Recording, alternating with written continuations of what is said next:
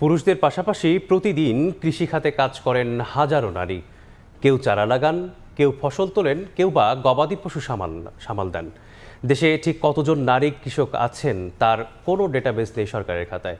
ফলে কৃষি কার্ড, ঋণ কিংবা সরকারি সুবিধা থেকেও বঞ্চিত হচ্ছেন এসব নারী কৃষকরা। নারী কৃষকদের বাস্তবতা নিয়ে আবু সাইদ নিশানের প্রতিবেদন। ক্যামেরায় ছিলেন অনুপ দত্ত।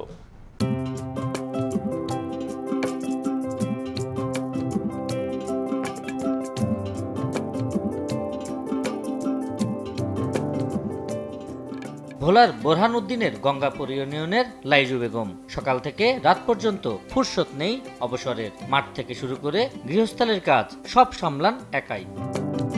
এক যুগের বেশি সময় ধরে সবজি চাষ, পশুপালন সহ বিভিন্ন ফসল উৎপাদনে কাজ করছেন তিনি। তবুও সমাজ কিংবা রাষ্ট্র কোথাও পাননি মূল্যায়ন। নারীরা সংসারেরও কাজ করতে হয়, বিলে খালেরও কাজ করতে হয়, সব পরিশ্রম আমাকে করতে হয়। পরিবারের কাছেও আমরা মূল্যায়ন পাই না, আর সরকারের কাছেও কোনো মূল্যায়ন পাই না। চাষাবাদের প্রায় সব কাজেই আছেন নারীরা। বীজ বপন থেকে পরিচর্যার পর ফসল তোলা, কোথায় নেই তাদের ভূমিকা। তেমনি আরো একজন রানু বেগম, কৃষির সঙ্গে যুক্ত 10 বছর ধরে, কিন্তু নেই কোনো স্বীকৃতি। ধান কাটাই আবার বিলে নেই, বাড়িতে নেই, বাড়িতে আবার সিদ্ধ করি, আবার কুটা নিয়ে আমরা কুড়ে উড়াই। ঋণ দিলে আমরা একটু কিছু সরকার দিলে, কৃষি কার্ড দিলে আমরা একটু ভালো কাজ করতাম না।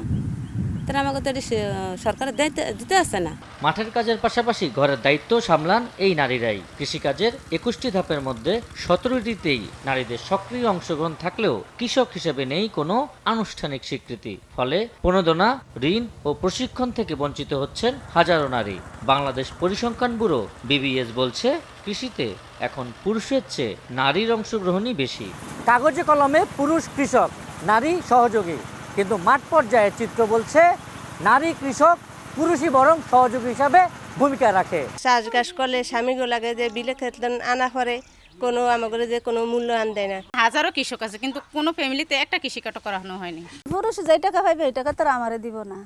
হ্যাঁ গো, মন আজকে কাজ করছি, মন চাইছে আমারে 200 টাকা দিছে, 100 টাকা দিছে। ভোলার বোরহানউদ্দিন কাছিয়া ইউনিয়নের ফাতেমা, জলবায়ু পরিবর্তনে ক্ষতিগ্রস্ত কৃষানি। বন্যায় তলিয়ে যায় তার সব ফসল। বৃষ্টিকে তলে লইয়া গেছে স্যার, কালী পুজো চেয়ারের বইয়া বইয়া টানা দিয়া আমি 10 কেজি ডাল পেয়েছি। সরকার কাছে একটু সাহায্য আমি চাই, যদি আমার উপকার করতাম আমি একটু চল্লি হইয়া খাইতাম আর কিছু। স্বামী মারা গেছে 1.5 বছর।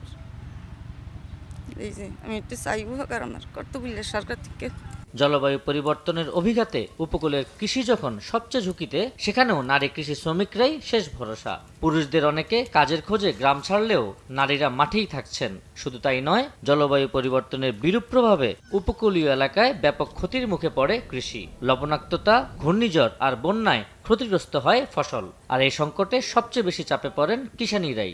আমরা এত জিনিস করছি, আমরা কিছু আনতারি নেই বাড়িতে, সব তলাইয়া গেছে পানি। ফসল তলে যে আমাকে সরকারে আমাকে নিতে একটু আমাকে ভালো হইতো। কৃষিতে নারীর অংশগ্রহণ বাড়লেও খাতা কলমে নেই তাদের অস্তিত্ব। মাঠ পর্যায়ে কাজ করা নারীদের নেই কোনো কেন্দ্রীয় ডাটাবেজ। ফলে প্রশিক্ষণ থেকে সহায়তা, সব ক্ষেত্রেই তথ্যের অস্পষ্টতা। সম্প্রতি কৃষকের জন্য বিশেষায়িত কার্ড কার্যক্রম চালু হয়েছে দেশে। এই কার্ডে কৃষি ঋণ, ভর্তুকি, বীজ, সার ও অন্যান্য সুবিধা দেওয়ার পরিকল্পনা সরকারের। কিন্তু প্রশ্ন উঠছে, নারী কৃষি শ্রমিকদের পূর্ণাঙ্গ তালিকা ছাড়া কিভাবে তারা সুবিধা পাবেন? নারীর ক্ষমতায়ন সহ পণ্য উৎপাদন থেকে বাজারজাত সব ক্ষেত্রেই কাজে দেবে এমন শুমারির প্রয়োজনীয়তার কথা বলছেন মাঠ পর্যায়ের কর্মকর্তারা। যদি আমাদের একটা প্রকৃত সঠিক কম্পারেটিভলি কৃষি শুমারি হয়, সেক্ষেত্রে নারীদের যেমন ক্ষমতা সেটা হবে, পাশাপাশি আমাদের কৃষি সহায়তা যেন আমরা সঠিকভাবে কৃষকদের পৌঁছাতে পারি। আবার দেখেন, সেই উৎপাদন নিয়ে এসে বাজারজাত করার ক্ষেত্রেও এই শুমারি কিন্তু সব ক্ষেত্রে আমাদেরকে একটা ভালো সহায়তা করবে। নারী কৃষকদের বঞ্চনার গল্পেও আলোর পথ দেখাচ্ছে কমিউনিটি ভিত্তিক জলবায়ু সহনশীলতা ও নারীর ক্ষমতায়ন কর্মসূচি CREA প্রকল্প।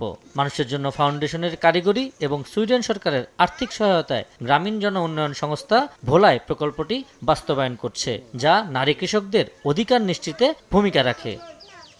কৃষক হিসেবে নারীকে আলাদাভাবে চিহ্নিত করা না গেলে কৃষি অর্থনীতির উন্নয়ন অসম্ভব বলে মনে করেন মানুষের জন্য ফাউন্ডেশনের নির্বাহী পরিচালক। নারীদেরকে আসলে কৃষক হিসাবে গণ্য করে তাদের আলাদা ডেটাবেস করা। আমরা টেকনোলজি বলি, তার হাতে নাই। পাম্প ব্যবহার করা, পানি, ভর্তুকি, কোনো সবটা থেকে নারী বঞ্চিত, কারণ তাকে ধরা হয় সে একটা সহযোগিতা, অ্যাসিস্ট্যান্ট কৃষকের। ক্ষমতায়নের কথা বলি বা নারীর স্বীকৃতি বা মর্যাদা বা সম্মান, এটা কিন্তু আসবে না, এবং আমাদেরকে ন্যাশনাল স্ট্যাটিস্টিক্সে অবশ্যই এটা আনতে হবে। জিডিপিতে নারীর পরিশ্রমের ইতিবাচক প্রভাব স্পষ্ট করে তুলতে বিদ্যমান তথ্যভাণ্ডার আরও সমৃদ্ধ করার তাগিদ দিচ্ছেন কৃষি অর্থনীতিবিদরা।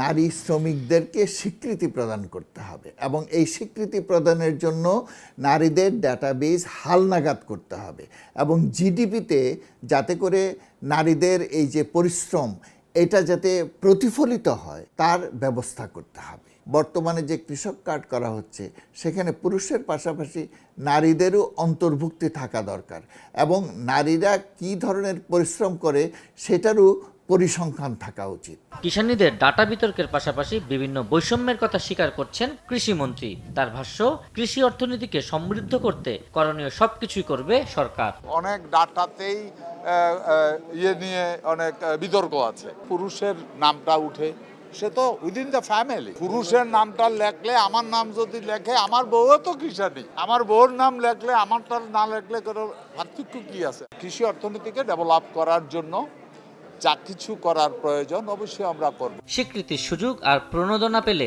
মাঠের এই নারীই বদলে দিতে পারে কৃষির ভবিষ্যৎ। জলবায়ু পরিবর্তনে সবচেয়ে ঝুঁকিপূর্ণ জেলাগুলোর মধ্যে অন্যতম ভোলা, যেখানে নারী কৃষকরা নানা চ্যালেঞ্জ মোকাবেলা করে কাজ করতে হচ্ছে। সেখানেই প্রতিদিনই তারা মাঠে নামছেন, কিন্তু রাষ্ট্রের তথ্য ভাণ্ডারে নেই তাদের পূর্ণ স্বীকৃতি। এতে নীতি নির্ধারণে তারা কতটা দৃশ্যমান তা নিয়ে উঠছে প্রশ্ন। এখন দেখার বিষয়, বর্তমান সরকার নারী কৃষকদের অধিকার নিশ্চিতে কী ভূমিকা নেয়। আবু সাইদ নিশান, সময় সংবাদ, ভোলা।